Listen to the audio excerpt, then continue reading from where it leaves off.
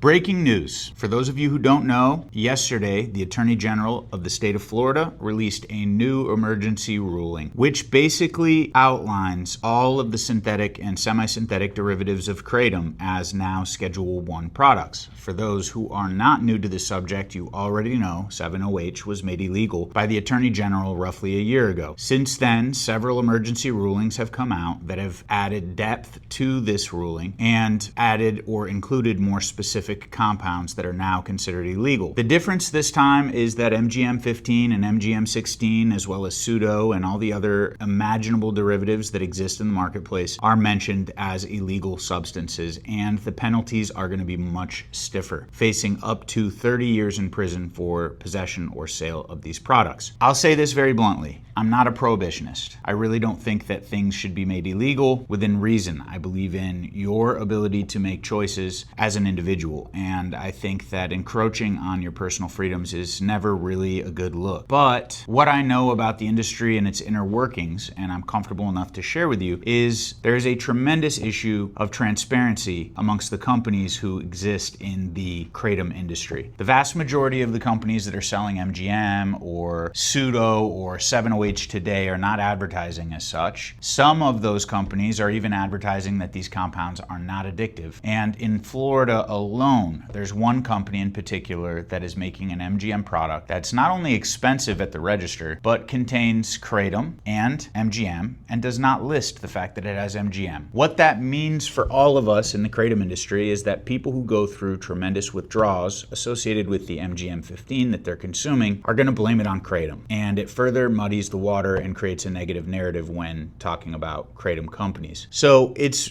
essentially going to be the lack of transparency that brings more negative attention to Kratom in general, and people going through withdrawal from semi-synthetic products are going to have no other option but to blame Kratom for the withdrawal that they're experiencing. And guys, I have never minced my words. Kratom is addictive and Kratom will give you withdrawal symptoms. But for most people, I think they would agree with me on this, the level of withdrawal from 7-OH or MGM is up here while Kratom withdrawal is down here. That's going to be related mostly to the half-life of those compounds. Kratom, the half-life, is going to be much longer, 22 to 23 hours, whereas 7-OH is roughly 4 hours. That just means you have to dose more regularly. For us as a company in the state of Florida, we are bracing for impact of this new regulation, and quite frankly, because all of our products are compliant and transparent, we may see an uptick in business, which is what we're hoping for. Fighting to stay alive in an industry that does not appreciate transparency and wants you to make something stronger or cheaper is a really difficult task. We have diehard customers, those of you watching these videos, those of you who purchase directly from us on our website or support our brand day in, day out at the shop level. We are so grateful to have you guys on our side, and all we ask in return is that you advocate for Kratom and you speak up and try and help us grow our brand. As always, we hope you enjoyed this video. If y'all got anything to say, drop it below. Otherwise, like and subscribe.